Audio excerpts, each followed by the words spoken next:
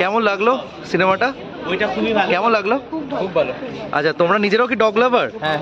আচ্ছা, কেমন লাগলো সিনেমাটা? দারুণ দারুণ, খুব ভালো। কেমন লাগলো সিনেমাটা? দারুণ দারুণ। আচ্ছা, সিনেমাটার মাধ্যম দিয়ে যে বক্তব্যটা সেটা কি ভালো লেগেছে?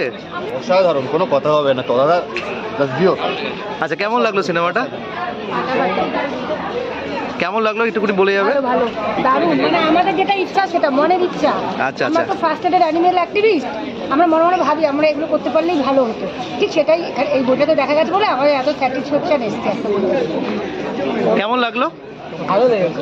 ভালো লেগেছে? আর একটু বেটার। কেমন লাগলো একটু যদি বলে যাবে, কেমন লাগলো? প্রচণ্ড কানেক্টিং এনারেস কেসে পোস্টমর্টম থেকে শুরু করে এই জিনিসটা প্রত্যেকটা ফ্যামিলি যদি এইটা দেখে না, ডগ মানে সবাই তো ব্রিড পুষতে ভালোবাসে না, একটা করে দেশিও যদি পোষে না ডগ, মানে যারা ডগ লাভার না, তাহলে কি সব থেকে বড় কথা এদের হচ্ছে কি খরচাটাও কম, আর একটা করে বাচ্চাও একটা মানে ফ্যামিলি পাবে, আর স্টেরিলাইজেশনটা সব থেকে বেশি ইম্পর্টেন্ট। Thank you. কেমন লাগলো? বলার ভাষা নেই, মানে বাংলা ইন্ডাস্ট্রিতে অনেকদিন পরে একটা এরকম মুভি দেখলাম যাতে সমস্ত কিছু আছে, বিশেষ করে কুকুর প্রেমীরা যারা ওদেরকে তো ভীষণভাবে টাচ করবে।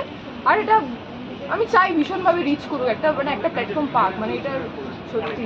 আচ্ছা, এই ফিল্মটার দ্বারা যে একটা বক্তব্য দিয়ে সেটা কি মোটামুটি কেমনভাবে আসলো তোমাদের কাছে যদি জানতে চাই? কেমনভাবে আসলো মানে সত্যি ভীষণ টাচ করেছে, মানে যেহেতু কুকুর প্রেমী সেই জন্যই ছুটে আসা, এবং প্রত্যেকটা জিনিস যেভাবে পোর্ট্রে করা হয়েছে আর কি, মানে সেটা তো কিছু খুঁত নেই, নিখুঁত একটা প্রোডাকশন হয়েছে। Thank you.